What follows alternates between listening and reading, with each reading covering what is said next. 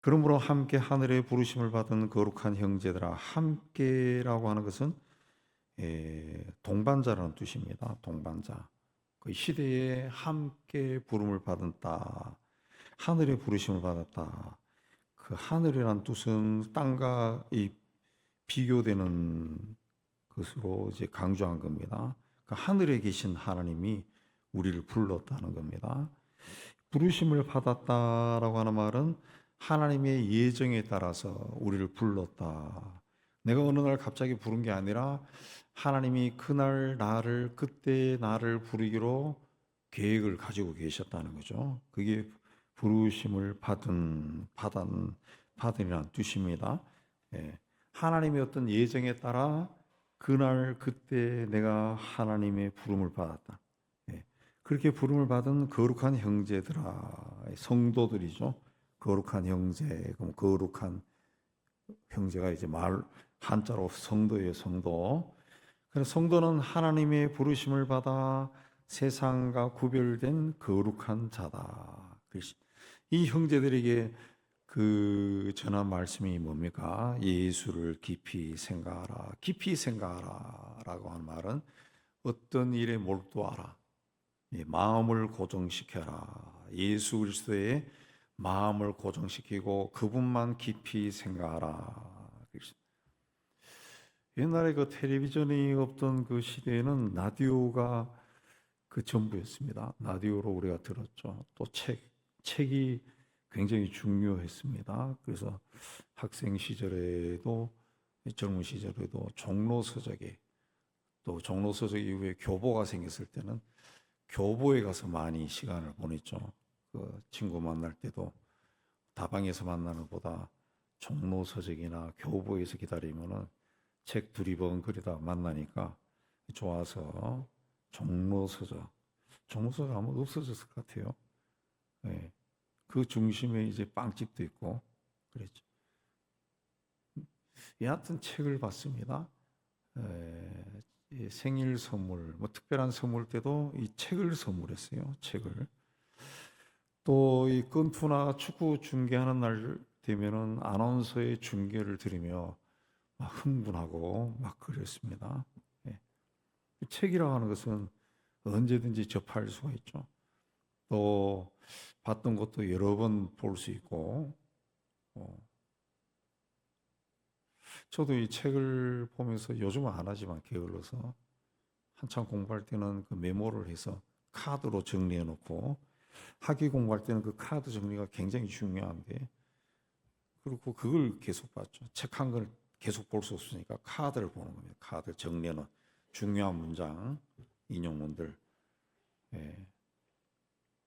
요즘 컴퓨터가 나오고 전자책이 오래전부터 나오고 제가 관여하는 사이트에도 전자책을 그때 전자책 볼 수 있는 그걸 모니터를 무료로 준다 그랬는데도 제가 신청 안 했어요. 몇 번 봤는데도 안 맞는 것 같더라고요. 익숙하지를 않아요. 그 책은 자기가 찾을 수가 있어요. 금방. 물론 전자책도 찾죠. 책은 여러 번 보면서 그때마다 거기에 적어 놓을 수 있고 성경도 그래요. 성경도 이래 늘 보면서 뭐 새벽 기도나 이렇게 준비하면서 그 과거에 내가 적어 놓은 글을 보는데 과거에 적어 놓은 글이 무슨 글인지 모를 때가 있어요. 휘갈겨 나와가지고. 그래서 한참 본다. 이게 무슨 뜻인가. 하고 여기 이런 뜻이 있구나 하는 거를 새벽기도 같은 경우는 한 5년마다 처음 다시 돌아오니까 5년 만에 고기를 보면서 이런 뜻이 있네 하고 깨달을 때가 참 많아요. 책이 그렇게 좋은 것 같아요. 책이. 근데 오늘 우리 시대는 눈으로 보고 귀로 듣는 시대입니다. 예. 글을 읽는 것을 싫어해요. 예. 보는 것도 시간을 잡아먹는다.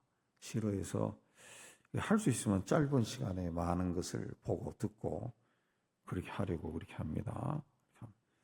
그러다 보니까 이 과학자들의 연구에 의하면은 현대인의 그 사고 기능이 퇴화해서 말초적인 감각만 발달하고 있다고. 감정만. 그래서 영화나 드라마도 막 감정적으로 막 사람들을 막 그 쥐었다 폈다 할 수 있으면 성공하게 되고, 그냥 울게 만들다든가, 웃게 한다든가, 흥분하게 한다든가, 분노하게 한다든가, 여하튼 감정적으로 최고 꼭대기까지 올라가게 만들면 성공하고, 그렇지 못하면은 아무리 좋게 만든 예술 영화라 할지라도 그냥 사라져 버리는 그런 시대입니다. 예, 왜 그러냐? 생각하지 않는다. 생각하지. 사실 아주 잘 만든 예술 영화 같은 경우는 보면은 지루한데, 보면서 생각하면서 보면은 아주 의미가 있거든요. 아, 영화로도 이렇게 메시지를 주는구나. 무슨 영화가 철학 같구나. 철학책 한 권 읽은 것 같고, 어떤 영화는 그냥 미술책 한 권 읽은 것 같이 그런 영화들이 있어요. 그런 영화. 어쨌든 생각을 하지 않는다는 생각을 하죠. 우리 믿는 사람들도 신앙생활을 할 때 생각을 하지 않습니다. 생각을. 하나님을 생각하지 않는, 그냥 내가 오랜 세월 동안 익숙해진 어떤 신앙적인 관습에 따라 가지고 행할 뿐이지 그 생각을 하지 않아. 생각하죠. 예. 기도할 때도 하나님을 생각을 하게 되면은, 물론 생각하다가 졸기도 하고 자기도 하겠죠. 어쨌든 이 시간이 언제 갔나 모를 정도로 시간이 훅 지나갑니다. 생각. 믿음은 있지만은 생각이 없는 신앙생활을 우리가 많이 하는데, 오늘 말씀에는 예수를 생각하라. 그것도 깊이 생각하라. 깊이 생각하라. 예수님께 마음을 고정하고 한번 이분이 누군가 깊이 생각해 봐라. 있습니다. 예수가 누구라 그랬습니까? 우리가 믿는 도리의 사도다. 그랬습니다. 믿는 도리다. 우리가 믿는 도리. 우리가 하나가 된 그 일치된 의견을 가지고 믿는다는 겁니다. 그냥 한 마음으로 고백한다는, 한 마음으로 고백. 우리가 똑같이 믿는다는 거죠. 이분을 믿는다. 예. 한 마음으로 믿는데 그게 뭐냐? 복음의 진리죠. 그러니까 우리가 믿는 것이, 믿는 도리가 복음의 진리니까 우리가 복음의 진리로 고백하신 예수를 깊이 생각하라. 근데 이 예수가 뭐라 그랬어요? 사도라 그랬습니다. 사도는 예수님의 제자들, 12제자를 사도라 하는데, 여기서는 사도라 그랬어요. 예수님을 사도라 그랬어요. 그 예수님을 사도라고 표현한 곳은 성경에 여기밖에 안 나옵니다. 사도는 특별한 명령으로 보냄을 받은 자라는 뜻이죠. 예수님은 자신을 하나님이 파송하신 자다. 특별한 명령을 줘서 하나님이 파송하신 자다. 그런 의미에서 사도라고 이야기한 겁니다. 예. 뭐 특별한 명령이 뭡니까? 세상을 구원하라 라는 그런 특별한 명령을 받고 하나님에 의해서 세상으로 보냄을 받은 사도라는 거죠. 사도. 예수님은 하늘과 땅의 권세를 가지신 분인데, 이분이 하나님 아버지의 특별한 명령을 받고 세상으로 보냄을 받았어요. 사도로 보내왔다는 거죠. 그분이 세상에 살면서 보여주신 것이 하나님의 사랑이 뭔가, 하나님께 순종하는 것이 뭔가 라는 것을 보여주신 거죠. 예. 이후에 예수를 믿는 모든 사람에게 하나님의 사랑이 무엇인가, 하나님께 순종하는 것이 어떤 것인가 보여주신 겁니다. 그리고 그분은 세상에 오셔서 영적으로 병든 사람, 그 특정하면은 이제 귀신 들린 사람, 귀신 들렸다라고 하는 것이 뭡니까? 악령에 사로잡힌 자죠. 그들을 여기서 악령을 쫓아주시고, 육적으로 병든 자, 인간의 질병을 가진 사람들을 치료해 주셨어요. 영적으로 육적으로 치료했다라고 하는 것은 사람을 온전하게 회복시켜 주셨다 그랬습니다. 그 하나님으로부터 받은 사명을 예수님은 이 땅에 살면서 완전하게 수행하신 겁니다. 그 삶을 제자들에게 그대로 전해지고, 제자들은 그들의 제자에게, 또 그 제자들이 또 제자들에게, 그리고 우리에게까지 전해진 겁니다. 그럼 우리는 하나님의 보냄을 받고 세상에 오신 사도의 직분으로 오신 예수를 깊이 생각하라. 사도이신 예수를 생각하라. 그 사도, 왜 이분은 사도라는 말을 했을까? 이분이 오신 목적이 뭔가? 그걸 깊이 생각하라. 그분이 오셔서 무슨 일을 했고 어떤 길을 걸어갔는지 깊이 생각하라. 두 번째는 예수를, 대제사장이신 예수를 깊이 생각하라. 구약시대 대제사장은 우림과 둠밈을 통해서 하나님의 뜻이 무엇인가 묻고 백성들을 지도했습니다. 그리고 1년에 한 번은 백성들의 죄를 속죄하기 위해 속죄소에 들어가서 하나님께 제물을 바치고 속죄했습니다. 그러나 예수는 직접 하나님의 뜻이 이것이다 가르쳐 줬어요. 그리고 세상의 백성들의 죄를 대속하기 위해 자신을 제물로 바쳐버렸어요. 영원한 제사를 드린 거죠. 그래서 예수께서 십자가에서 운명하실 때 성소의 휘장이 위에서 아래로 찢어졌다 그랬습니다. 왜 찢어졌습니까? 이제는 그 휘장을 제치고 속죄소 앞에 나갈 이유가 없어진 거예요. 1년에 한 번 대제사장이 성소에 들어가서 제물을 바칠 필요가 없어졌어요. 없어요. 왜? 예수께서 대제사장으로서 자기 자신을 제물로 바쳐버린 겁니다. 이 예수를 깊이 생각해라. 이 예수를 깊이 생각해라. 자기 몸을 제물로 바쳤다.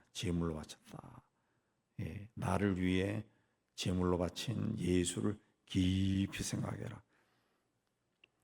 그 다음에 이분은, 예수는 어떤 분이냐? 그는 자기를 세우신 이에게 신실하시기를 모세가 하나님의 온 집에서 한 것 같이 하셨다.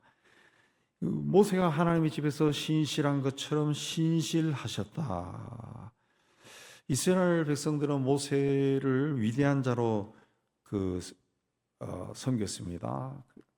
위대한 자로 여겼죠. 그래서 하나님께서 모세가 이스라엘의 우상이 될까봐 무덤을 숨겼습니다. 예루살렘에 가면은 다윗 왕의 가묘가 있어요. 가묘.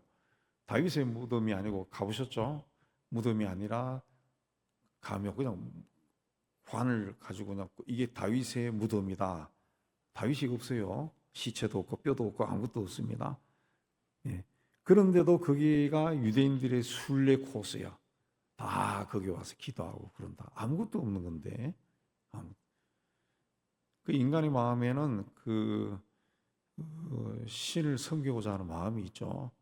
그래서 모세의 무덤이 있다 그러면은 아마 그 모세의 무덤이 오늘날의 그 피라미드 이상으로 관광 코스가 됐을지도 모릅니다. 거기서 수천 년 동안 사람들이 제물을 바치고 노래하고 막 그랬을 거예요. 하나님이 다 아신 거죠. 그걸 숨겼다는 거지. 모세는 하나님의 집에서 종으로서 신실했다. 모세가 이스라엘 민족이 그렇게 위대한 자라고 여기지만은 그 하나님의 종에 불과했다는 거죠. 그러나 예수는 6절에 하나님의 집을 맡은 아들이다. 그런데 이스라엘 백성들은 모세는 하나님의 종임에도 불구하고 모세는 대단한 자로 떠받들지만은 하나님의 아들을 예수는 배척했습니다. 배척했어요. 굉장히 모순이 되는데,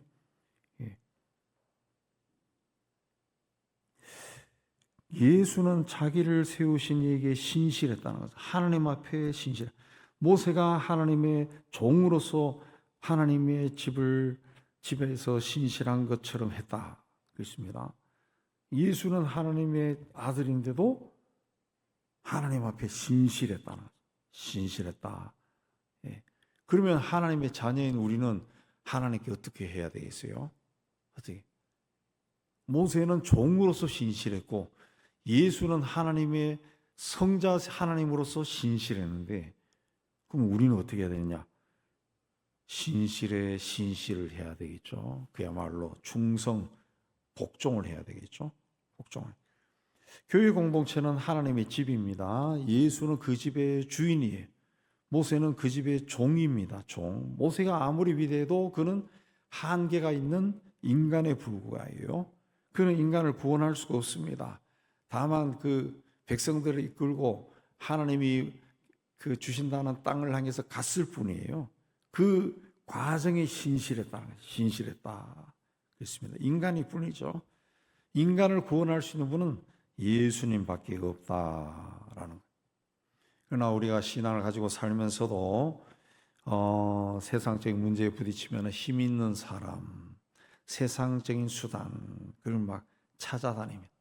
그러나 성경은 분명히 방백들을 의지하지 말고 도울 힘이 없는 인생을 의지하지 말라 그랬습니다. 예, 그러니까 어떤 우리가 살아가면서 만나는 시험이나 사건이나 문제나 일은 하나님이 내가 하나님 앞에 어떤 모습으로 서 있는가 보시기 위해서 주신 것일 수도 있습니다. 그러니까 어떤 일을 만났을 때 자꾸 힘 있는 사람이나 어떤 수단을 찾으려 하는 것은 본인이 믿음이 없다는 것을 드러내는 것에 지나지 않습니다. 예, 그야말로 내가 이 일로 인해서 고난을 겪는다 할지라도 이 일이 풀리지 않는다 할지라도 예, 하나님만 붙들고 가는 거, 붙들고 가야죠. 그게 하나님이 우리에게서 보고 싶어하는 것 같아요. 보고 싶어.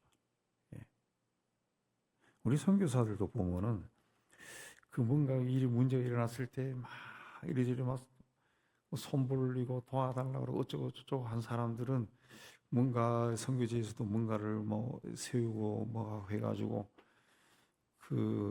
하지만은 그 들려오는 소문들은 별로 아름답지 않은 것들이 참 많아요. 근데 무슨 일이 생겼을 것 같은데도 아무 말 안 하는 사람들이 있어. 아무 말 안 하는 사람. 예. 아무 말 안 하는 사람. 대표적인 사람이 그 카자흐스탄에서 사역했던 이창규 선교사 같은 사람은 아무 말을 안 해요. 아무 말. 그래서 알아보면은 문제가 있어요. 누군가를 통해 가지고 들려오는 소식이 문제가 있더라. 예.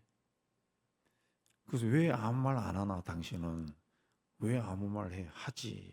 뭘 하는데 하나님께 기도한다는 거지. 하나님께. 예. 어쨌든 그 사역을 끝내고 이제는 이제 나이가 그분이 저보다 저하고 학교 동기지만 저보다 나이는 한 5살 많아요. 70대 중반 돼서 이제 은퇴했죠. 저 남양주 쪽에 사는데. 예. 근데 그가 거쳤던 사역지는 그 다음 자기 제자들이 해가지고 굉장히 든든하게 세워져 있다. 다. 예. 그리고 여전히 돌아간다. 잘 돌아간다. 그러니까 이 하나님을 붙들고 그렇죠. 인간적인 수단 할 것 없이 자기 다 하고 참 본받을 만해요. 우리가 차도 하나 사줬나? 그래서 근데 카자흐스탄 있을 때 차나 자기가 살던 아파트 예. 그 후임 목사한테 다 죽었나? 다 죽었고 다 줘버렸어. 불가리아에도 우리가 한참 할 때 차 사는데 보태서라 좀 줬는데 그것도 불가리아에 있는 선교지하고 코로나 때 떠났죠. 그것도 차도 가장 어려운 사람에게 다 줘버리고 떠났죠. 보통 사람 같으면 팔고 돈 얼마 받고 들어올 건데 전혀 그러지 않아요. 깔끔한 거죠. 깔끔한. 그러니까 하나님이 그런 사람은 계속 지켜주는 거예요. 우리 세아에 있는 우리 윤성교사나 장성희 선교사 이런 사람들 보면은 그냥 기도하는 사람들이에요. 기도. 예. 근데 그들이 하는 곳이 굉장히 단단하게 견고하게 세워진다. 사람이 안 나서니까 하나님이 다 막 단단하게 하는 것 같아요. 단단하게. 그러니까 우리는 끝까지 주님을 찾는 어떤 그 신앙, 어떤 정조 그걸 지켜야 됩니다. 그래서 6절에도 그렇게 이야기합니다. 우리가 이 소망의 확신과 자랑을 끝까지 굳게 잡고 있으면 우리는 그의 집이다. 우리가 하나님의 집, 하나님의 성전으로 살기 위해 꼭 필요한 것은 소망의 확신한 거죠. 때로는 소망이 사라지고 절망적인 상황에 놓일 때가 있어요. 그때도 우리는 어떻게 해야 되냐? 예수를 깊이 생각, 예수님께 소망을 두라. 시편 42편 11절의 내 영혼아 내가 어찌하여 낙심하며 어찌하여 내 속에서 불안해하는고 너는 하나님께 소망을 두라. 나는 그가 나타난 도우심으로 말미암아 내 하나님을 여전히 찬송하리로다. 이사야 50장 40절에 흑암 중에 행하여 빛이 없는 자라도 여호와의 이름을 의지하며 자기 하나님께 의지할지다. 흑암 중에 깜깜 어둠 속에 빛을 보지 못해.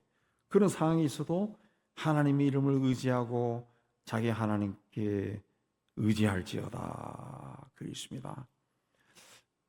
제가 들은 이야기인데 하와이 마우이 섬에 하가이 인스티튜트가 있습니다. 존 하가이라는 미국의 선교학자가 설립한 기독 기관인데 이분에게는 존이라고 하는 외동 아들이 있었는데 이 아이가 정신 박약아예요. 박약아. 얘가 이제 휠체어를 타고 앉아서 아버지가 설교하면은 뒤에서 막 소리를 지르며 좋아했답니다. 이 부모가 이 아이를 어떻게 고쳐보려고 애를 썼는데 22년간 애가 있다가 결국 죽었어요. 그러나 아들이 죽은 후에 절망하지 않고 오히려 세계 곳곳을 다니며 복음을 전하고 그러다가 자기 마지막 남은 사명이 아프리카나 아시아의 이 가난한 목회자들을 훈련시키는 것이다. 그래서 인스티튜트를 설립해서 신학교가 제대로 없고 교육이 제대로 안 된 아프리카와 아시아의 목회자들을 초청해서 하와이에 데려와서 후원받아가지고 한 달 동안 훈련하고 다시 보내는 그런 일을 계속했습니다. 자기 가정에 닥친 절망적인 일에 낙담하지 않고 예수 안에 소망이 있다는 것을 알고 그 소망을 붙들고 일생을 헌신한 겁니다. 헌신. 제가 우연히 제 후배가 어느 교회 아마 담임 목사 됐다 해서 40대입니다. 40대. 예. 제가 모르는 후배예요. 어떻게 알고. 그래서 그 사이트에 들어가서 봤어요. 취임하는 걸 봤는데 얘가 셋인데 제일 큰 애가 이 내성마비 장애인이더구만.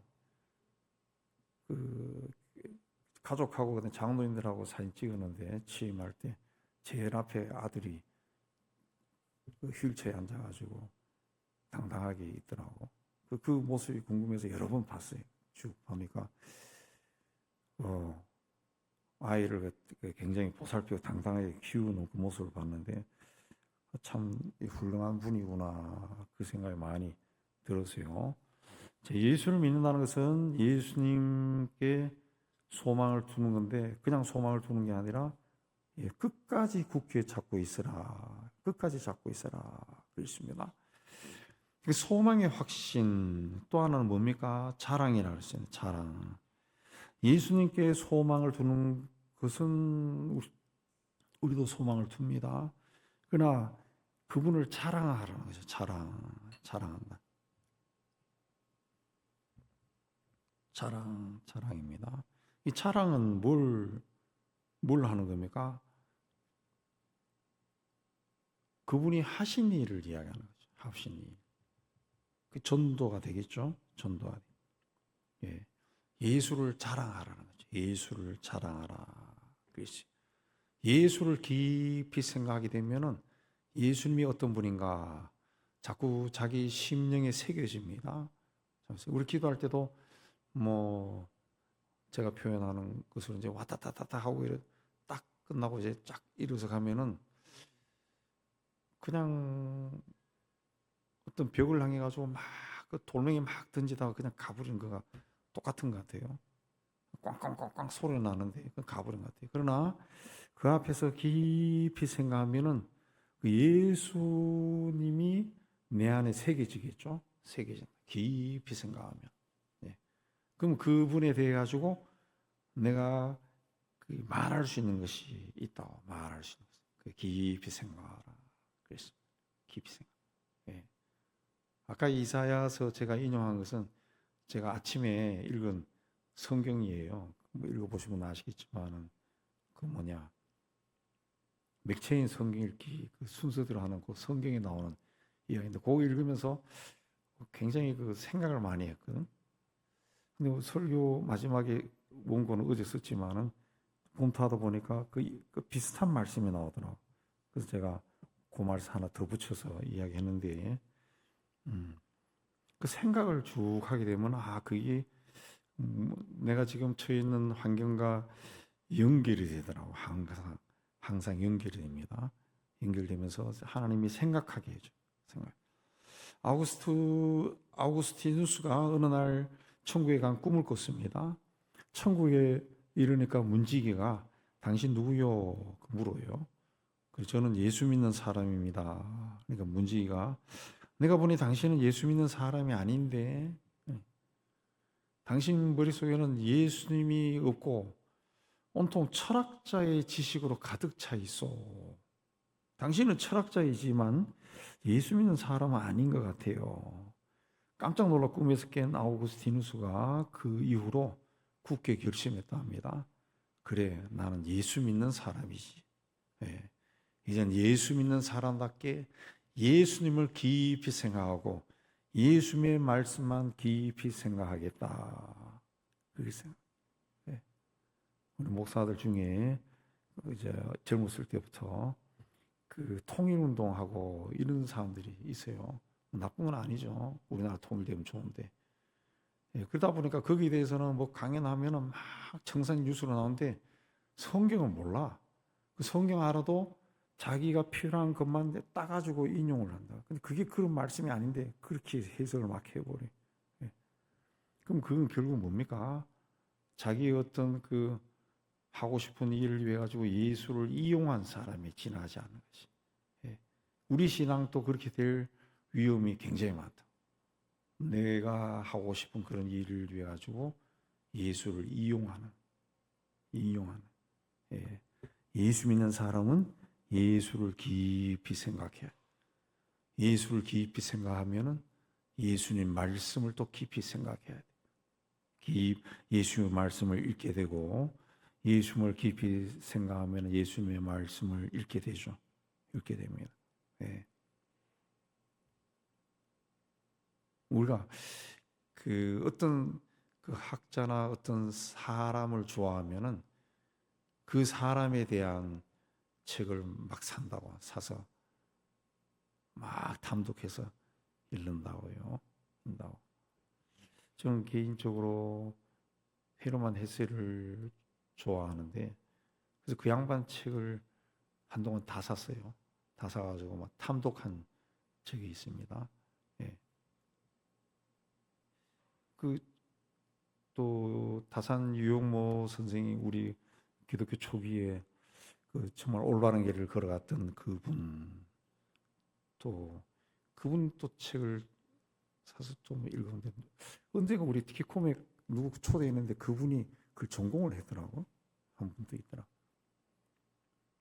또 김흥호 목사님이라는 이대 교수였던 돌아가셨어요. 다 100살이 넘은 분들인데 예, 그분 또 이 강의 듣고 글이 참 깊이가 있습니다. 깊이가 있어요. 예. 광로순 교수도 그 목사입니다. 다 굉장히 글이 깊이 있어 돌아가셨을 거예요. 그분들 다. 예. 생각이 있는 거예요. 왜 낙타가 바늘기로 못 들어가나 그러면서 이제 글을 막 써내려가는데 김웅호 선생 그 교수님 같은 거 목사님 그분 또 감리교 목사인데 그분 같은 경우는 중고책 값이 굉장히 비쌉니다. 굉장히 비싸 구할 수도 없고 언젠가 사보려고 하니까 10만 원 정도 되더라. 그 누군가를 그 좋아하면은 그분이 가르침을 준 것들을 막 그게 뭔가 궁금해서 책을 막 찾아본다고 막 찾고 중고책 막 뒤지고 그런다고 뒤지고 막 자기 막 사서 읽으려고 그래요. 읽고 싶어. 우리가 예수를 정말 깊이 생각한다 그러면은 성경을 읽어야지. 예수님 적어도 예수님이 하신 말씀 복음서는 막 여러 번 읽어야죠. 여러 번. 그러다가 예수가 누구라는 걸 알게 되면은 구약부터 막 읽게 되는 거죠. 막 열심히 읽어야죠. 열심히. 도대체 이게 뭔가 해가지고 막 읽어나가는 거죠. 읽어나. 예. 근데 우리가 그 예수를 믿는다 그러면서도 예수님 말씀도 잘 안 읽고,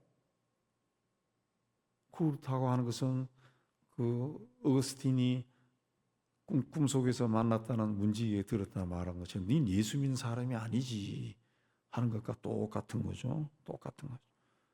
그래서 예수를 깊이 생각하라는 거죠. 예수를 깊이 생각하면은 이분이 하신 말씀이 무슨 뜻인가 궁금해서 자꾸 읽게 된다. 자꾸 읽게 되고 읽다 보면은 그 성경은요, 쉽게 얘기하면은 희한한 책입니다. 그 성경은 성령의 감동을 받은 사람이 썼다 그랬잖아요. 그 내 안에 얘가 예수 믿으면서 성령이 내 안에 있어요. 내 안에 들어와 계셔. 근데 성경은 읽으면은 그 신학자들도 깨닫지 못한 것이 내가 깨달을 수 있어요. 예. 목사님도 깨닫지 못했던 것을 내가 깨달을 수 있다니까. 내 안에 계신 성령이 나에게 그걸 가르쳐 주신다. 가르쳐 주신다. 예. 그래서 이 예수님의 그 비유, 예수님의 말씀도 뭐 지난번 또 읽었는데 뭐 이게 아니라 또 읽으면은 이게 그렇게도 해석될 수 있겠구나. 예.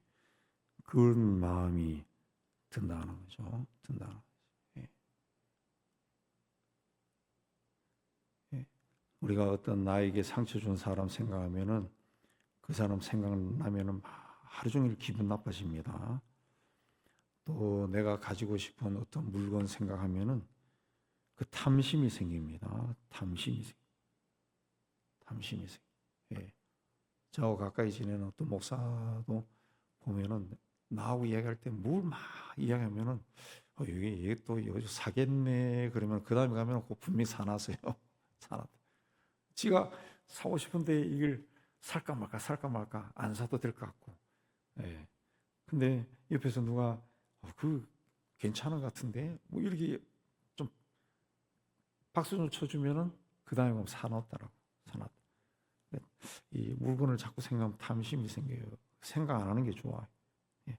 그러나 예수를 생각하면은 소망이 생기고, 자랑거리가 생긴다. 그래서 자랑거리가 생긴다. 그래서 우리 연연의 교우들은 예수를 깊이 생각해서 소망의 확신이 생기고, 이분에게 소망이 있구나. 확신, 믿음. 믿음의 믿음이 확신이죠. 그 다음에 이분이 이렇구나. 그래서 이분을 생각할 때마다 아마 내가 너무 좋은 분을 내가 알고 있구나. 그 자랑거리가 돼가지고 그 믿음의 깊이가 더 깊어지는 여러분 되시기를 주님의 이름으로 축복합니다.